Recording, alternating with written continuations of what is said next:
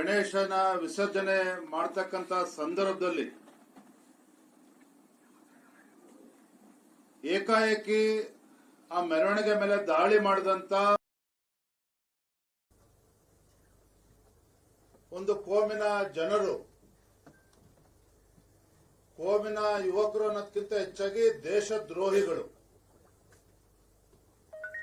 ತಾವೆಲ್ಲರೂ ಕೂಡ ನೋಡಿದಿರಿ, ಏಕಾಏಕಿ ಕತ್ತಿ ತಲವಾರುಗಳನ್ನ ತೆಗೆದುಕೊಂಡು ಪೆಟ್ರೋಲ್ ಬಾಂಬ್ಗಳನ್ನ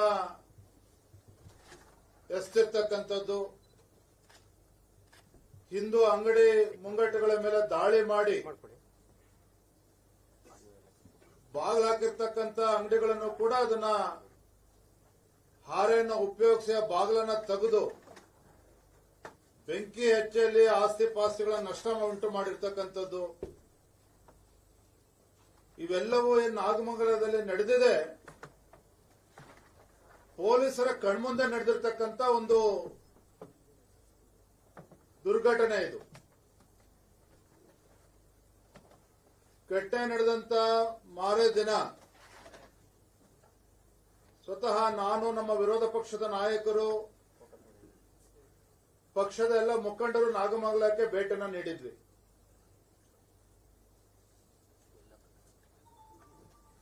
ನಾವು ಕೂಡ ಪ್ರತ್ಯಕ್ಷವಾಗಿ ಎಲ್ಲರನ್ನೂ ಕೂಡ ಮಾತನಾಡಿಸ್ತಕ್ಕಂಥ ಪ್ರಯತ್ನ ಮಾಡಿದ್ವಿ.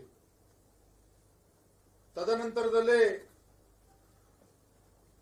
ಭಾರತೀಯ ಜನತಾ ಪಾರ್ಟಿಯ ವತಿಯಿಂದ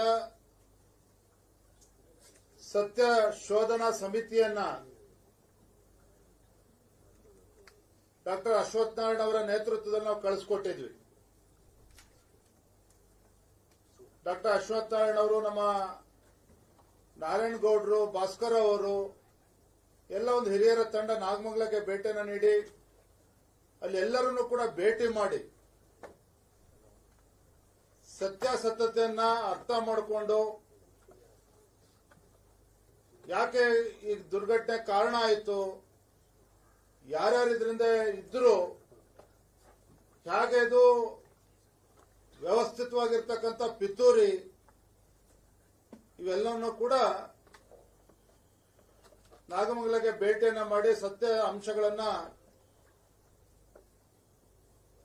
ಪಡೆದುಕೊಂಡು ಬಂದಿದ್ದಾರೆ. ಈ ಒಂದು ವರದಿಯನ್ನು ಕೂಡ ನನಗಿವತ್ತು ಹಸ್ತಾಂತರ ಮಾಡಿದ್ದಾರೆ. ಈ ವರದಿಯಲ್ಲಿರ್ತಕ್ಕಂಥ ಪ್ರಮುಖ ಅಂಶಗಳ ಬಗ್ಗೆ ಡಾಕ್ಟರ್ ಅಶ್ವಥ್ ನಾರಾಯಣ ಅವರು, ಭಾಸ್ಕರ್ ಅವರು ಹೇಳ್ತಾರೆ. ಒಟ್ಟಾರೆಯಾಗಿ ಭಾರತೀಯ ಜನತಾ ಪಾರ್ಟಿ ಏನು ಕಳೆದ ಕೆಲವು ತಿಂಗಳುಗಳಿಂದ ರಾಜ್ಯದಲ್ಲಿ ನಡೀತಾ ಇರತಕ್ಕಂಥ ಘಟನೆಗಳು ಒಂದಾದ್ಮೇಲೆ ಒಂದು ಘಟನೆಗಳು ನಡೀತಾ ಇದೆ. ನಾಗಮಂಗಲದಲ್ಲಿ ಈ ಘಟನೆ ನಡೆದ ಮೇಲೆ ಪಾಂಡವಪುರದಲ್ಲಿ ಪೊಲೀಸರು ಏಕಾಏಕಿ ಸಂಘ ಕಾರ್ಯಾಲಯಕ್ಕೆ ನುಗ್ತಾರೆ, ಅಲ್ಲಿ ಹೋಗಿ ದಬ್ಬಾಳಿಕೆ ಮಾಡ್ತಾರೆ. ನಿನ್ನೆ ರಾತ್ರಿ ದಾವಣಗೆರೆಯಲ್ಲಿ ನಡೆದಿರ್ತಕ್ಕಂಥ ಘಟನೆ, ಶಾಂತಿಯುತವಾಗಿ ಯುವಕರು, ಹಿಂದೂ ಯುವಕರು ಗಣಪತಿ ಮೆರವಣಿಗೆ ಮಾಡಿಕೊಂಡು ಹೋಗ್ತಾ ಇರ್ತಕ್ಕಂಥ ಸಂದರ್ಭದಲ್ಲಿ, ವಿಸರ್ಜನೆ ಸಂದರ್ಭದಲ್ಲಿ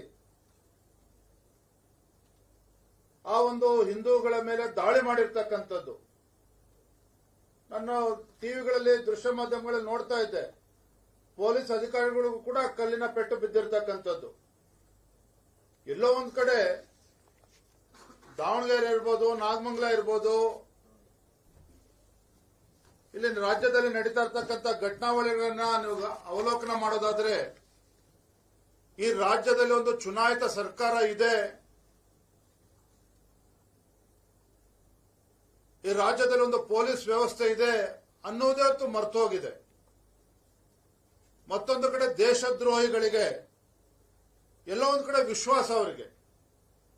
ರಾಜ್ಯದಲ್ಲಿ ಕಾಂಗ್ರೆಸ್ ಸರ್ಕಾರ ಇದೆ, ಸಿದ್ದರಾಮಯ್ಯನವರ ಸರ್ಕಾರ ಇದೆ, ಪರಮೇಶ್ವರ್ ಅಂತವರು ಗೃಹ ಸಚಿವರಾಗಿದ್ದಾರೆ. ಏನೇ ಹಿಂದೂಗಳ ಮೇಲೆ ದಾಳಿ ಆದರೂ ಸಹ ಇದೊಂದು ಸಣ್ಣ ಘಟನೆ ಅಂತ ಹೇಳಿ ರಾಜ್ಯ ಸರ್ಕಾರ ಕೈ ಕಟ್ಕೊಂಡು ಕೂರ್ತದೆ, ನಮ್ಮ ಮೇಲೆ ಯಾವುದೇ ಒಂದು ಕ್ರಮವನ್ನು ಕೈಗೊಳ್ಳಲ್ಲ ಅಂತಕ್ಕಂಥ ಒಂದು ಧೈರ್ಯ ಇವತ್ತೇನು ದೇಶದ್ರೋಹಿಗಳಿಗೆ ಇವತ್ತು ನಮ್ಮ ರಾಜ್ಯದಲ್ಲಿ ಬಂದಿದೆ. ಇದರ ಪರಿಣಾಮವಾಗಿ ರಾಜ್ಯದ ಕಾಂಗ್ರೆಸ್ ಸರ್ಕಾರದ ಒಂದು ಮೃದು ಧೋರಣೆ ಏನಿದೆ ದೇಶದ್ರೋಹಿಗಳ ವಿರುದ್ಧ, ರಾಜ್ಯ ಕಾಂಗ್ರೆಸ್ ಸರ್ಕಾರದ ಮೃದು ಧೋರಣೆ ಏನಿದೆ ಇವತ್ತು ಪುಡಾರಿಗಳ ವಿರುದ್ಧ, ದೇಶದ್ರೋಹಿಗಳ ವಿರುದ್ಧನೂ ಕೂಡ ಮೃದು ಧೋರಣೆಯನ್ನು ಅನುಸರಿಸ್ತಾ ಇದೆ. ಇದರ ಪರಿಣಾಮ ರಾಜ್ಯದಲ್ಲಿ ಇವತ್ತು ಶಾಂತಿ ಸುವ್ಯವಸ್ಥೆ ಕದಡ್ತಕ್ಕಂಥ ಕೆಲಸ ಆಗಿದೆ. ಹಿಂದೂಗಳ ಮೇಲೆ ಇವತ್ತು ಬಲಾತ್ಕಾರ ಆಗ್ತಾ ಇದೆ. ಹಿಂದೂಗಳ ಮೇಲೆ ದಾಳಿ ಮಾಡ್ತಕ್ಕಂಥ ಕೆಲಸ ಆಗ್ತಾ ಇದೆ.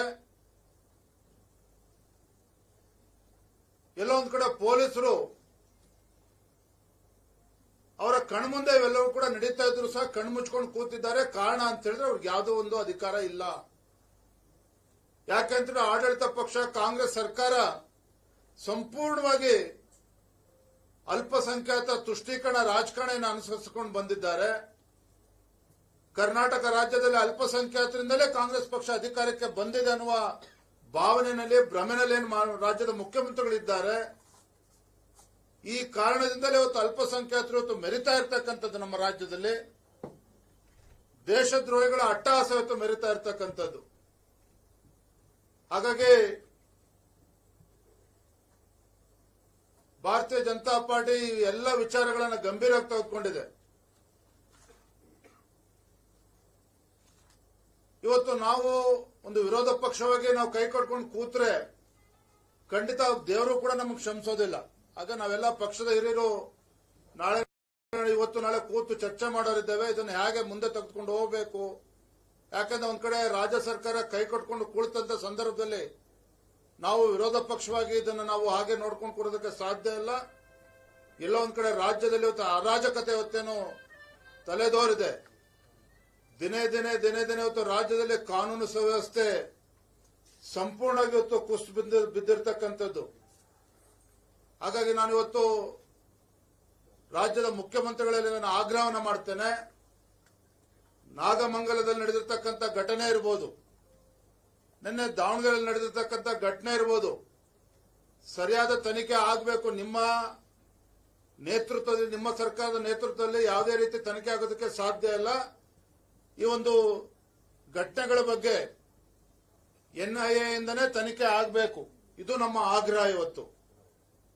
ಹಾಗಾಗಿ ಮಾನ್ಯ ಮುಖ್ಯಮಂತ್ರಿಗಳು ನಾವು ಆಗ್ರಹವನ್ನು ಮಾಡ್ತಾ ಇದ್ದೇವೆ. ಅಲ್ಪಸಂಖ್ಯಾತ ತುಷ್ಟೀಕರಣ ರಾಜಕಾರಣವನ್ನ ಬದಿಗಿಡಿ. ರಾಜ್ಯದಲ್ಲಿ ಇವತ್ತು ಎಲ್ಲ ಧರ್ಮ, ಎಲ್ಲ ಸಮಾಜದ ಜನರು ಕೂಡ ನೆಮ್ಮದಿಯಿಂದ ಬದುಕಬೇಕು ಅಂತ ಹೇಳಿದ್ರೆ ನಿಮ್ಮ ತಮ್ಮ ಅಲ್ಪಸಂಖ್ಯಾತ ವಲಯಕ್ಕೆ ರಾಜಕಾರಣವನ್ನ ಬದಿಗಿಟ್ಟು ಈ ಸಂಪೂರ್ಣ ಘಟನೆಗಳೇನು ನಡೆದಿದ್ದಾವೆ ಇದನ್ನ NIAಗೆ ತನಿಖೆಗೆ ಕೊಡಬೇಕು ಅಂತೇಳಿ ನಾನು ಈ ಸಂದರ್ಭದಲ್ಲಿ ಆಗ್ರಹವನ್ನು ಮಾಡ್ತಾ ಇದ್ದೇನೆ.